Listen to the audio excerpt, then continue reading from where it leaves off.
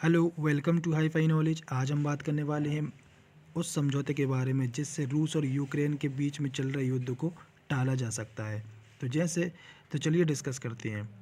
जैसे रूस और यूक्रेन में युद्ध चल रहा है, तो कई देश युद्ध को टालने के लिए रूस और यूक्रेन को मिन्स्क समझौता की याद दिला रहे हैं। उन्हें उम्मीद है कि इस समझौते से इस युद्ध को रोका जा सकता है। क्या है मिन्स्क समझौता? 2014 और 2015 में बेलारूस की राजधानी मिन्स्क में दो समझौते हुए। 2014 के समझौते को मिन्स्क वन और 2015 के समझौते को मिन्स्क टू कहा जाता है। यह समझौता यूक्रेन की सेना और रूसी समर्थकों के बीच हुआ, जो यूक्रेन के खिलाफ पूर्वी यूक्रेन मतलब डोनेस्क और लुहांस्क में लड़ रहे थे। जब 2014 में यूक्रेन के रूसी समर्थक राष्ट्रपति विक्टर यानुकोविच ने देश छोड़ा, तो उसके बाद रूस की सेना ने क्राइमिया पर कब्जा कर लिया। लेकिन इसके बाद भी जो लड़ाई थी वो रुकी नहीं। तो लड़ाई को रोकने के लिए यूरोपियन देश सामने आए, क्योंकि इस युद्ध से उनको भी खतरा था। तो 2014 में पहला मिन्स्क समझौता हुआ। इसमें 12 शर्तें थीं, लेकिन इस समझौते का लागू होने से पहले ही उल्लंघन हो गया, तो ये ज़्यादा महत्वपूर्ण नहीं है। इसके बाद 2015 में मिन्स्क टू समझौता हुआ, जिसमें जर्मनी, फ्रांस, यूक्रेन, रूस और पूर्वी यूक्रेन के क्षेत्र डोनेस्क और लुहांस्क के विद्रोही नेता भी शामिल हुए थे। इसमें 13 शर्तें थीं, जो इस प्रकार थीं: तत्काल युद्ध विराम, दोनों पक्षों के लूटे हुए हथियारों की वापसी होना, organisation for security and cooperation in Europe मतलब OSCE पूरी निगरानी इसकी करेगा। डोनेस्क और लुहांस्क में यूक्रेन के कानून के अनुसार सरकार बनाई जाएगी, सैनिकों को माफ़ किया जाएगा, कैदियों को रिहा किया जाएगा। दोनों देश एक दूसरे की मानवीय सहायता करेंगे। पेंशन समेत सामाजिक आर्थिक संबंधों को बहाल किया जाएगा। इस समझौते के तहत यूक्रेन को अपने देश की सीमा का पूरा नियंत्रण मिल जाएगा। यूक्रेन की सीमा से विदेशी सैनिकों की वापसी होगी। यूक्रेन के संविधान में डोनेस्क और लुहांस्क के लिए अलग से जिक्र होगा। डोनेस्क और लुहांस्क में चुनाव कराए जाएंगे। रूस, यूक्रेन और OSCE की प्रतिनिधि मिलकर काम करेंगे। तो ये 13 शर्तें थी इस समझौते में, लेकिन फिर भी ये समझौता दोनों देश मान नहीं पाए। जबकि इस समझौते के मुताबिक इसमें यह गारंटी नहीं दी गई थी कि यूक्रेन नेटो का पार्ट होगा या नहीं होगा, जबकि इस समझौते में ये गारंटी दी गई थी कि यूक्रेन अपनी सीमा को कंट्रोल करेगा, उसे अपनी अंतर्राष्ट्रीय सीमा वापस मिल जाएंगी।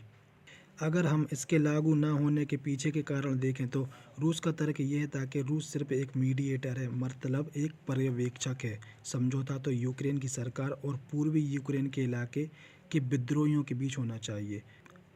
तब रूस ने ऐसा कहा, तो तभी यूक्रेन ने विद्रोहियों से बातचीत करने से इनकार कर दिया, क्योंकि जो यूक्रेन है, यूक्रेन विद्रोहियों के इलाकों में चुनाव कराने से पहले ही अपनी अंतर्राष्ट्रीय सीमा पर अधिकार करना चाहता था। इसके साथ ही वह रूसी सेना की वापसी भी चाहता था, जो वहां पर पहले से ही मौजूद थी। और जबकि रूस की मांग यह थी कि यूक्रेनी सेना के सीमा पर कब्जे से पहले ही दोनेस्क और जो लुहांस्क के क्षेत्र हैं उनमें चुनाव कराए जाएं।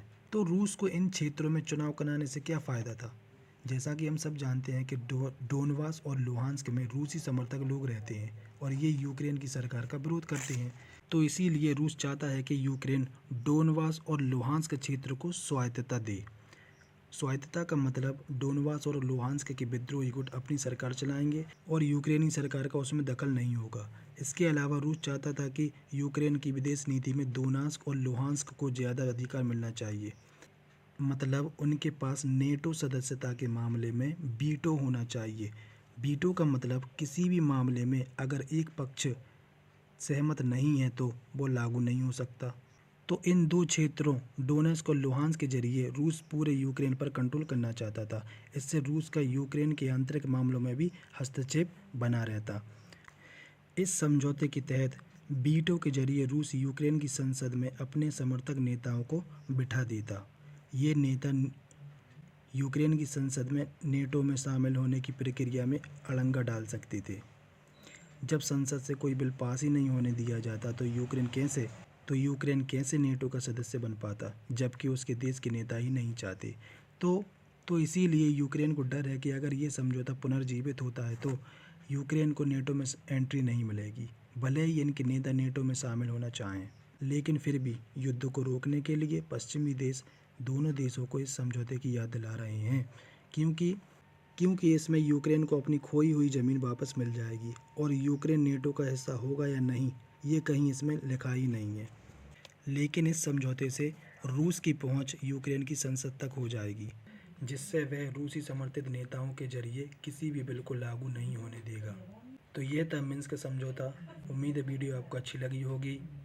वीडियो को लाइक शेयर कमेंट करें और चैनल को सब्सक्राइब करें। तो मिलते हैं अगली वीडियो में। Thank you.